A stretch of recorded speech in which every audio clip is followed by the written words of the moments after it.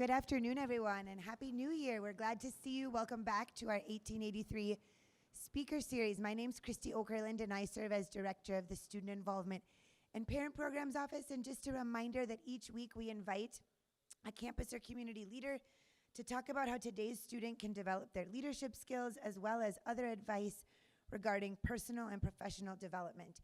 We are excited for all that we are about to learn in the next 18 minutes and 83 seconds. Please join me in welcoming the Dean of our law school, Brian Pappas. Thanks. Well, thank you for having me here. I am. Let's thank Christy and Matt and Mike. They do a great job of putting this together. So give them a round of applause. And I hope that you'll go online and view the people who did this before me. It is a really impressive group. And I'm a little nervous. And I talked to folks, my colleagues at the law school, and they gave me some great advice. They said, don't try to be witty, intellectual, charming, wise. They said, just be yourself. So I'm going to try to do that. There are 5 leadership lessons that I've learned that I want to share. I'm calling this Pick Up the Pepperoni. I'm not going to make it clear what that means until the end, but I will tie this together. I don't believe that leadership is a position. I don't think it's a role. I think it's a value. And these are some pretty hard-won lessons for me. And so I'm doing this to remind myself. This is my journey of getting better, and you're welcome to listen and follow along with me. Now, before I begin, I want to share with you that 1883 wasn't actually the first title they had for this series. Most people don't know that. The first title was actually The Friendly Mutton Chop. That's George Walsh. He's the founder of the University of North Dakota. And that sideburn mustache combination is what they call a friendly mutton chop. Unfortunately, the idea did not grow on anybody, so they went with the original. True story. No, it's not a true story. So let me start with lesson number 1, and that is to be friends with your weaknesses. So I think as a leader, we have to work hard to become the best versions of ourselves. And when I first began my career, I was a mediator. I am a mediator. That's what I teach, and that's sort of my background. I was not a good listener. And that's not an easy thing to be when you're a mediator. So I had to figure out, how do I improve my listening? I had to turn it into a strength. I worked very hard at it. But I had to be self-aware. I had to make friends with my weaknesses so I could examine it, work on it, and turn it into a strength. Now, there are a lot of different views about how to do this. As CrossFit athlete Chris Spieler notes, find your weaknesses, make friends with them, then beat them to death. That's not really what I'm talking about. And for those of you that know what Chris Spieler looks like, that's not him. That's me working out. So Chris Jamie notes, to share your weakness is to make yourself vulnerable. To make yourself vulnerable is to show your strength. That's what I'm talking about. It is okay to make mistakes. When we avoid our errors, when we're not aware of them, we can't fix anything. And so I think of mistakes as gifts, and that we can learn much better from our mistakes than from our successes. And it reminds me of Thomas Edison, who once said, I have not failed, I've just found 10,000 ways that won't work. And so when I make a mistake, I try to understand what happened, I try to be accountable, I apologize, and I do what I can to make it right. And so I think making friends with your weaknesses and being kind to yourself is easy to say, but it's tough to do. But if we're going to help other people turn their weaknesses into strengths, we have to be able to do it for ourselves. My second lesson is to be resilient. And this goes along with the first one.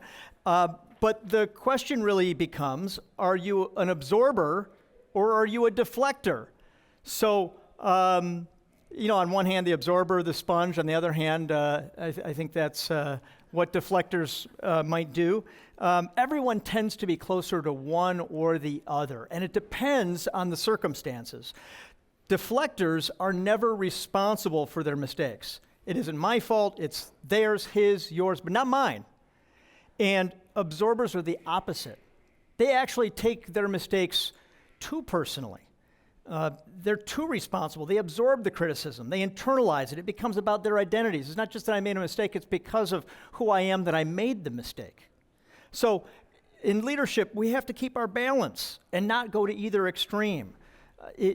Leaders often get criticized. That does not feel good, but that's how it goes. And you have to be accountable and resilient. You have to apologize a lot, and you can never retaliate.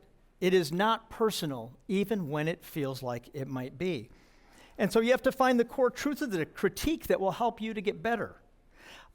I'm a big fan of Adam Grant, organizational psychologist. He said, strong leaders engage their critics and make themselves stronger. Weak leaders silence their critics.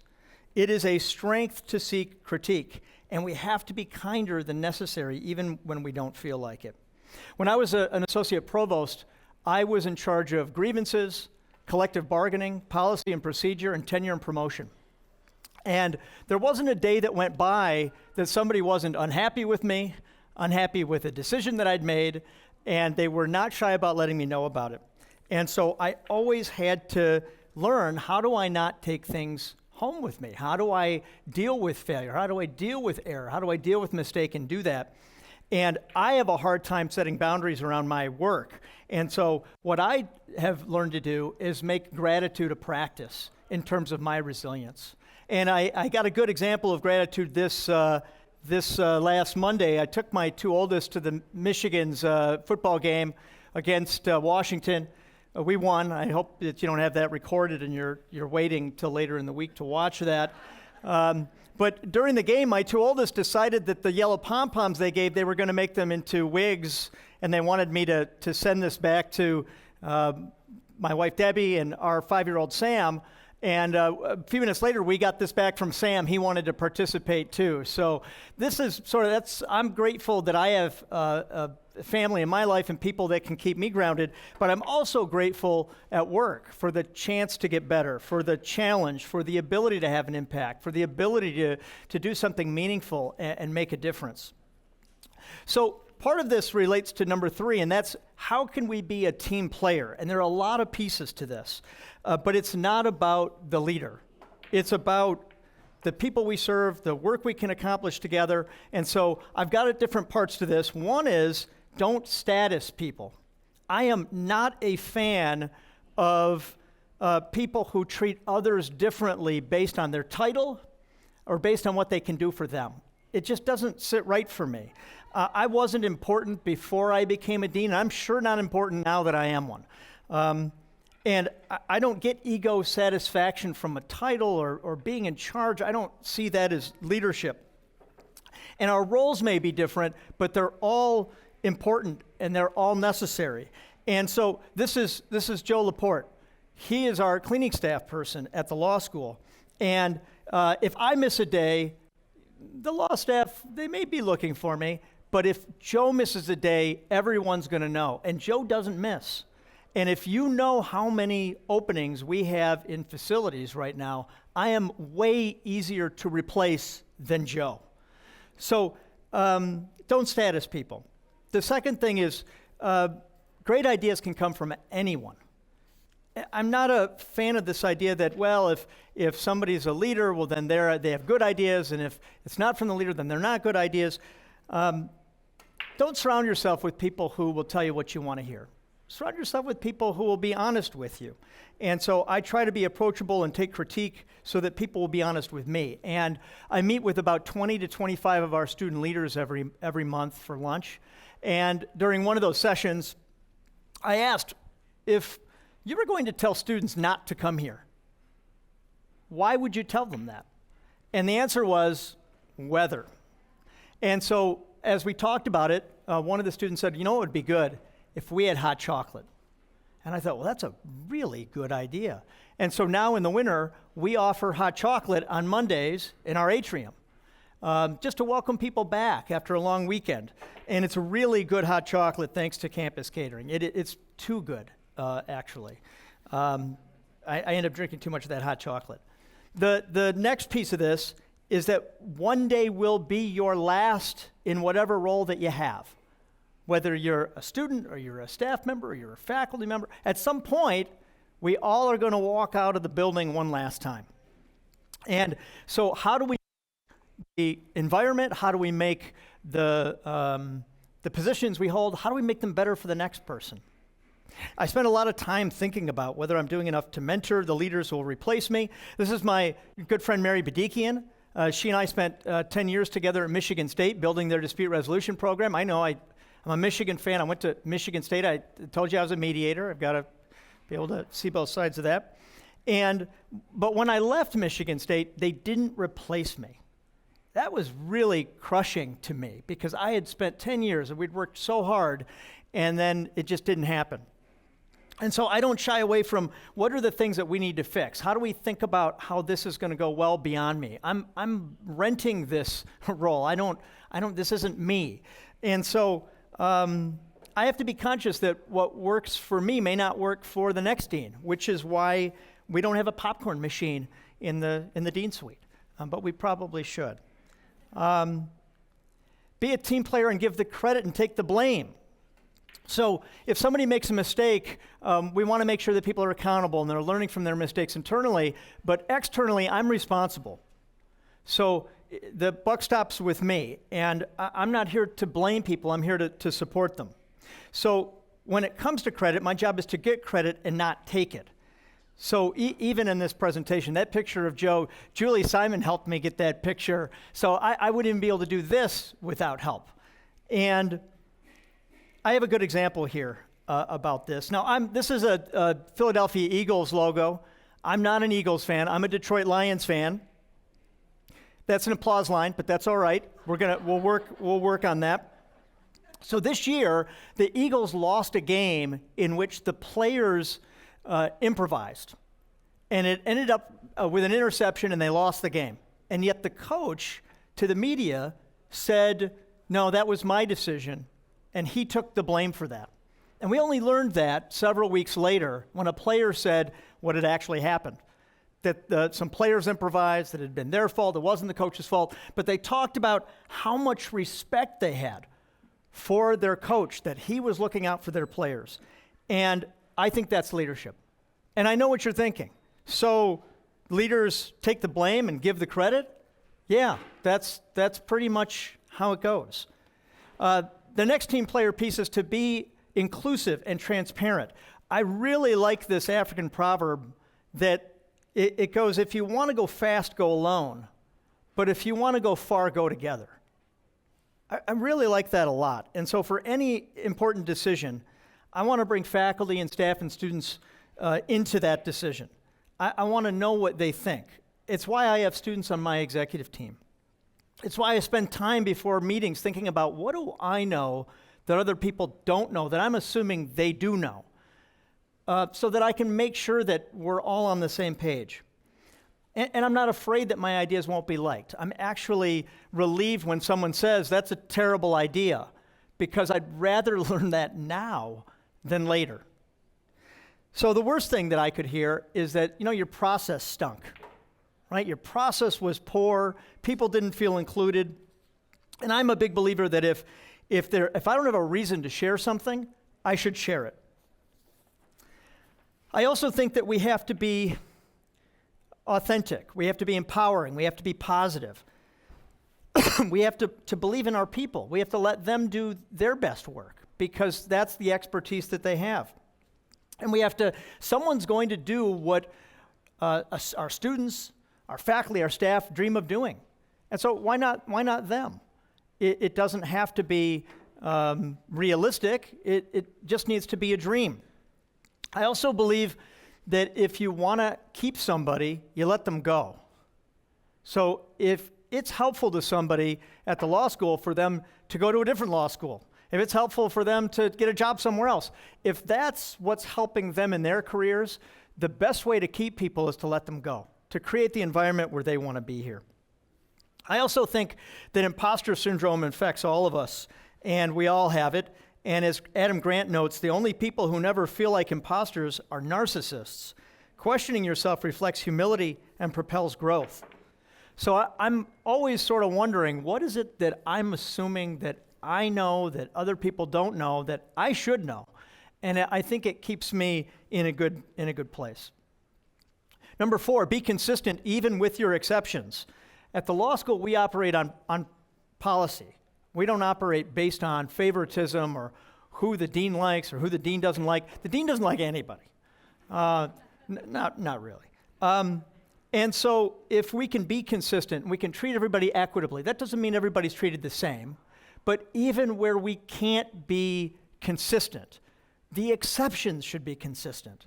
Right? So there's a rationale for here's why we made an exception here. Here's why we'd make an exception again. So I'm always thinking about, what do our policies say? What have our past practices been? What are potential future situations that could impact this in a different way? Who else do we need to discuss this with? And then my 5th lesson is to listen. And I mentioned it before. I don't consider myself to be a very good listener. I've worked very hard at it. And a lot of people have talked about listening here, and I'm going to give you something that you can take away from today, so at least you can put something into action. I'm probably the first person who has said they struggle with it, but I'm also the first person who teaches it. And if you're listening, people will tell you what you need to know. They'll tell you what's wrong. And Stephen Covey notes, most people do not listen with the intent to understand, they listen with the intent to reply. And that is absolutely me. I would say I fall into that. So I use an exercise called the last word game. And it's an exercise I adapted from the Second City in Chicago. And it goes like this.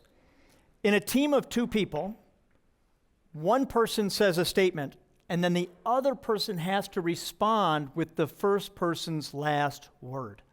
So if I said, I like getting up early in the morning, you might say, mornings for me are tough. And then I might say, it's tough for me when I don't have time to exercise. And then you have to start your next sentence with exercise as the main thought. As in, this exercise stops you from thinking about what you want to say while the other person is talking, because you don't know what their last word is going to be. That's what it's like using reflective listening. I am responsible for what you say because I'm going to reflect it back to you. So it sounds like, and I'm not going to do it verbatim, I'm going to summarize it or pick a word or do something there, but the mere act of being ready to do that stops me from thinking about what it is that I want to say. So I don't always reflect, but when I'm doing things correctly, I'm ready and I'm listening. Sometime give that a try. It has changed my life. And I've learned that helping people to be better communicators is probably my gift, along with a political impersonation now and then.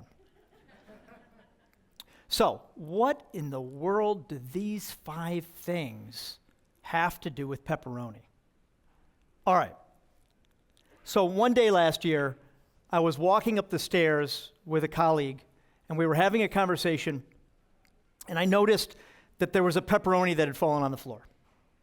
It was on the stairs. And we eat a lot of pizza in that law school. We have a lot of student events. And I walked by, and then we finished our conversation. I came back. Pepperoni was still there. I went and got a paper towel. I picked it up, and I threw it away. Not a big deal. And I had 3 or 4 people come up to me that day and say, wow, I heard you picked up the pepperoni. And what I said back was, none of your business. No, I didn't say that. I shrugged, and I thought, well, why is it a big deal for me to do what anybody should do if they see something that needs to be done? And am I supposed to be too good to pick up the pepperoni? I don't agree with that. So I'm not suggesting that we take on other people's responsibilities. I know technically you're not paying me to pick up the pepperoni, but in other ways, that's exactly what I'm paid to do. To create a culture where we care about the details and we're working hard to support our students, our legal community, our entire state. And positive results can happen for individuals and organizations in the short term. It's not difficult to generate positive results in the short run. But the long run, it's very, very difficult to overcome obstacles, to overcome challenges, unless you have a strong and positive culture. And that's what these 5 things tie together. How do you create a positive culture? So when you can stand shoulder to shoulder with people and they know you're there to support them and that you value them, they will work hard with you. You can't expect anyone to do anything that you wouldn't do, that you haven't done, or that you don't understand. So if you want to become a better leader, work to become a better person so that you can support everyone. And pick up the pepperoni, but don't eat it. And that's what I'm trying to do every day. Thank you.